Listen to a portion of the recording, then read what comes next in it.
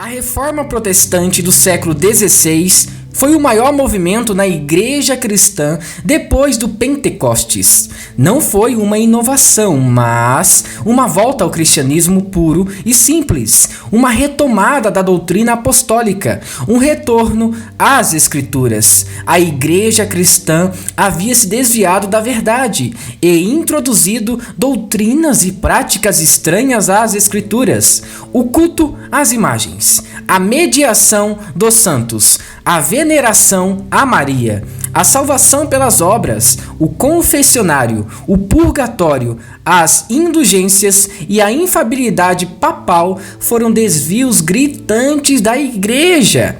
Então se iniciou uma reforma e Deus preparou o momento e as pessoas certas para essa volta às Escrituras. No dia 31 de outubro de 1517, o monge Martinho Lutero fixava nas portas da igreja de Wittenberg suas 95 teses contra as indulgências. Romanos 1:17.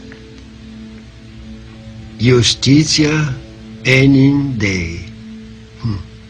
Justitia enim Dei. Pois a justiça de Deus é revelada de fé em fé. Como está escrito, o justo viverá pela fé. E então? Cara vigário, encontramos alguma coisa aqui sobre relíquias?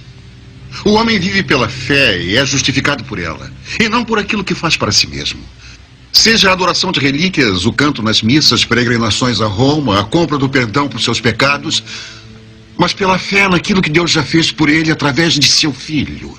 Dr. Martin, se você deixar o cristão viver só pela fé, se você acabar com estas boas obras, essas coisas gloriosas a que chama de meras muletas, o que colocará em seu lugar?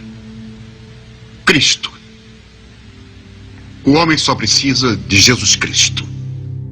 Se você analisar o cenário religioso brasileiro hoje em dia, iremos constatar que a igreja brasileira evangélica precisa de uma nova reforma. Muitas igrejas se desviaram do caminho da ortodoxia. As verdades essenciais da fé evangélica estão ausentes de muitos púlpitos chamados protestantes. Doutrinas de demônios têm entrado em algumas igrejas e com isso existe a conivência de uns e o silêncio de outros. A igreja protestante já não protesta mais. Somos chamados de evangélicos, mas o puro evangelho está em falta em muitas igrejas.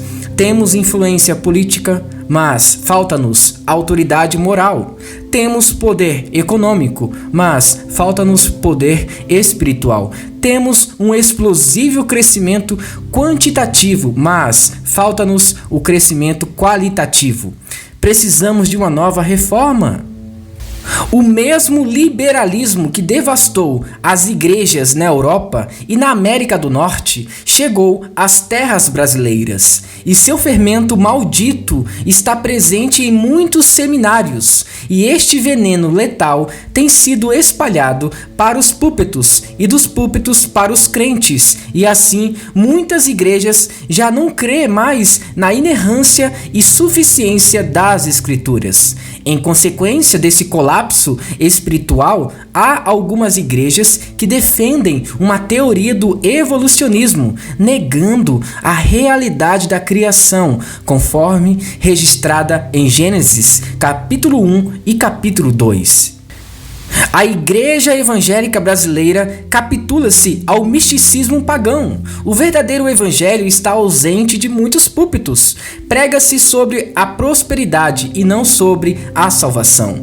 Prega-se sobre curas e milagres e não sobre o arrependimento e novo nascimento. O lucro substituiu a mensagem da salvação em muitas igrejas. Temos visto igrejas se transformando em empresas, o púlpito em balcão, o evangelho em um produto e os crentes em consumidores.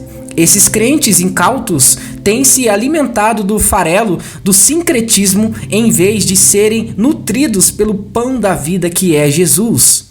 Há crentes que olham para a palavra de Deus como um livro mágico e consultam a Bíblia como se ela fosse um horóscopo.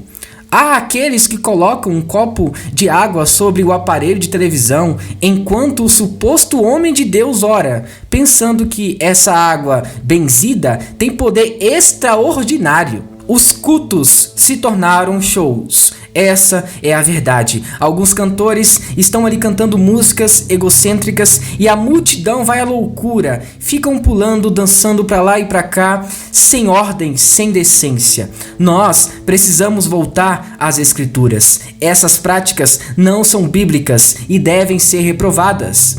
A Reforma restaurou não apenas a supremacia das Escrituras e a primazia da pregação, mas também enfatizou a necessidade de uma vida piedosa. Não podemos separar a teologia da vida, a doutrina da prática e a ortodoxia da piedade. Tudo tem que estar junto. Então, nós precisamos entender que a igreja brasileira precisa de uma nova reforma. Sendo assim, muito obrigado por assistir esse vídeo até o final. E se você gostou, não se esqueça, inscreva-se no canal, ative as notificações e também deixe seu like para fortalecer nosso projeto aqui no YouTube. E que Deus o abençoe. Em nome de Jesus. Amém.